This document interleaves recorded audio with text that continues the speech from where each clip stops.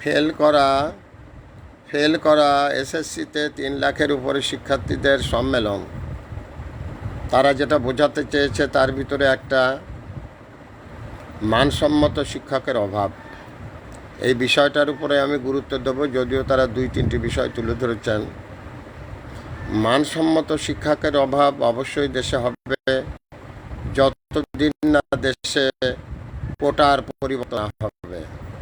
মেধাবী ছেলেমেয়েদেরকে শিক্ষক হিসেবে নিয়োগ দিতে হবে, কোনো ঘুষ বাণিজ্য চলবে না, এবং চাইল্ড এডুকেশনের সাথে যারা জড়িত তাদের কমপক্ষে বেতন দিতে হবে 1 লক্ষ টাকা।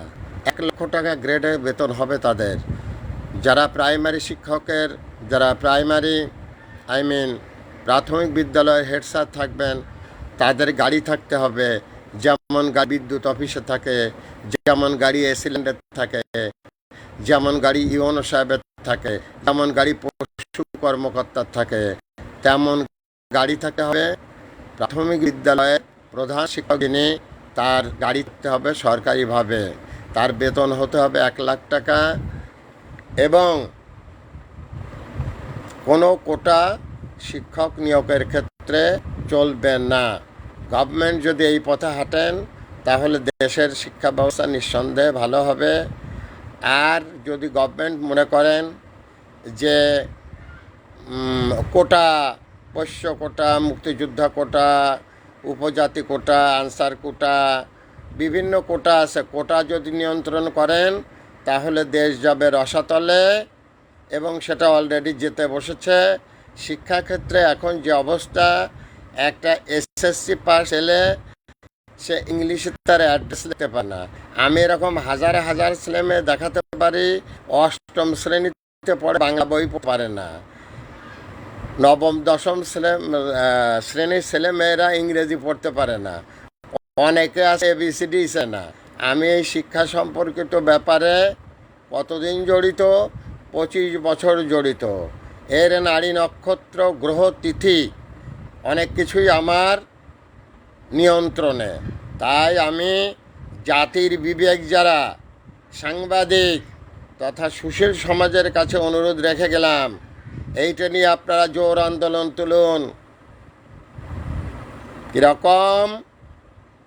কোটা চলবে না, শিক্ষক নিয়োগের ক্ষেত্রে কোটা চলবে না, কোনো কোটা চলবে না শিক্ষক নিয়োগের ক্ষেত্রে। একজন প্রাথমিক বিদ্যালয়ের শিক্ষকের বেতন হতে হবে 1 লক্ষ টাকা। প্রাথমিক বিদ্যালয়ের যিনি প্রধান শিক্ষক, তার সরকারিভাবে গাড়ি থাকতে হবে, তার গাড়িতে ফ্ল্যাগ উড়বে, মানুষ জানবে যে সে প্রাথমিক বিদ্যালয়ের প্রধান শিক্ষক। তাহলে দেশে শিক্ষা ব্যবস্থার পরিবর্তন আসবে। আর এখন যে অবস্থায় দেশে শিক্ষা ব্যবস্থা চলছে, প্রাইমারি বিদ্যালয়ের, প্রাথমিক বিদ্যালয়ের শিক্ষকদের যে স্যালারি, তাদের যে জীবনমান, এরা পেট বাঁচানোর জন্যে বেশিরভাগ লোকজন এখানে এসে যোগ দেয়। ভালো ছেলেপেলেগুলো চলে যায় বিসিএসে, প্রশাসনিক cadre, SP, DC, ADC, general, doctor. ভালো ছেলে কোথায় পাবেন? দেশের শিক্ষা ব্যবস্থা দিন দিন যাবে রসাতলে। একদিন এই দেশ ফাঁকি দিয়ে নিয়ে চলে যাবে বিদেশিরা, কারণ মেধা থাকবে না। বলদদেরকে যা বলা হবে বলদরা তাই শুনে দেশটা দিয়ে দেবে। সেদিন আর বেশি দূরে নয়, খুবই কাছে। একটা দেশ ধ্বংস করতে হলে, একটা দেশের যখন ধ্বংসের সময় হয়ে যায় তখন তার শিক্ষা ব্যবস্থা দুর্বল হয়ে যায়। আর সেদিকে এই দেশ এগিয়ে যাচ্ছে, সেদিকে এই দেশ এগিয়ে যাচ্ছে। Thanks a lot viral sir. Mohammad Fakhrul Alam master, বিনা বেতনের পারিবারিক পাঠশালার শিক্ষক। মোবাইল কন্ট্যাক্ট নং 01935204804। মাননীয় শিক্ষামন্ত্রীর কাছে সবিনয় নিবেদন রেখে গেলাম, আমার প্রত্যেকটা কথা ইউনিভার্সাল ট্রুথ। শিক্ষা সম্পর্কিত আমি যেটা তুলে ধরছি সেটা যদি জাতির বিবেক থাকে তাহলে জাতি চিন্তা করবে। আর জাতির যদি বিবেক না থাকে, নির্বোধের যা করা দরকার তারা তাই করবে। দায়ভার আমার উপর নয়। আমি একজন বিনা বেতনের পারিবারিক পাঠশালার শিক্ষক। নাগরিক অধিকার থেকে আমি দেশের যারা বিবেক সাংবাদিক তাদের কাছে অনুরোধ রেখে গেলাম, জোরদার আন্দোলন গড়ে তুলুন। কোনো কোটা শিক্ষাক্ষেত্রে এদেশে চলবে না। যদি চলে, জাতি একসময় অন্ধ হয়ে যাবে। বিদেশিরা যেমন 200 বছর ব্রিটিশ বেনিয়া আমাদের দেশ নিয়ে গিয়েছিল, তারা মির্জাফরকে বলেছিল, তুমি রাজা হয়ে এ দেশে সাম্রাজ্য পরিচালনা করবে, রাজ্য পরিচালনা করবে, আর আমরা মজা সে বাণিজ্য করিবে। এই কথা বলে সিংহাসনের লোভ দেখিয়ে নবাব সিরাজউদ্দৌলাকে হত্যা করে ইংরেজরা 200 বছরের উপরে এই অবিভক্ত বাংলা শাসন করে গেছে, পাক ভারত উপমহাদেশ। আজ আবার সেই অবস্থার দিকে দেশ এগিয়ে যাচ্ছে।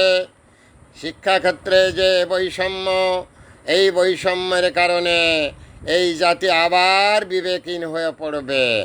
আগামীতে এমন একটা সমস্যা তৈরি হচ্ছে, পররাষ্ট্র মন্ত্রণালয় ইংলিশে টকিং করার মতো কথা মানে কর্মকর্তা থাকবে কিনা সন্দেহ। সো ভালো দেশ, ভালো জাতি তৈরি করতে হলে, ভালো শিক্ষা তৈরি করতে হলে মাস্টার লাগবে, শিক্ষক লাগবে। গোলাগুলি বন্দুক দিয়ে কোনো দিন মেধাবী ছেলেমেয়ে তৈরি হয় না। মেধাবী ছেলেমেয়ে তৈরি করতে মেধার প্রয়োজন হয়। লাঠি সোঁটা আগ্নেয়াস্ত্র কামান গোলা দিয়ে কোনো দিন লেখাপড়া শেখানো যায় না। ওটা দিয়ে যুদ্ধ জয় করা যায়, কোনো দেশ লুটে নেওয়া যায়, কিন্তু মেধাবী তৈরি করতে গেলে মেধাবীর প্রয়োজন।